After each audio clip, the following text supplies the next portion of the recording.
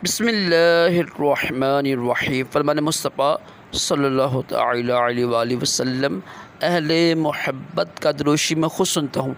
सल्लल्लाहु अलैहि हबीब। आजिज़ी करना अज़ीम सुन्नत मार्क रशद अतारी मुजरब नुस्खे लेकर पेश खिदमत है। इंशाअल्लाह एक नुस्खा सुनेंगे ब्लड प्रेशर के हवाले से, बीपी के हवाले से। तो तीन चीज़ें लेनी है आपने, तीन चीज़ें बड़े आराम से मिल जाएंगी आपको, बड़ी आसान हैं, सस्ती हैं, ये आप इस्तेमाल करें। नुस्खा पर लिख दूंगा मैं आपको। इसमें संदल है, खुश्क धनिया है और छोटी चंदन है। ये शुगर के लिए भी अच्छी होती है छोटी चंदन, तो बीपी के लिए भी अच्छी होती है। नुस्खा उस ऊपर लिख दूंगा मैं, इसको बनाकर इस्तेमाल करें। तरीका लिखा हुआ है, मेरे बहुत ही प्यारे दोस्त हैं, उन्होंने ग्रुप में शेयर किया। अल्लाह पाक उनके इल्म में भी इजाफ़ा करे।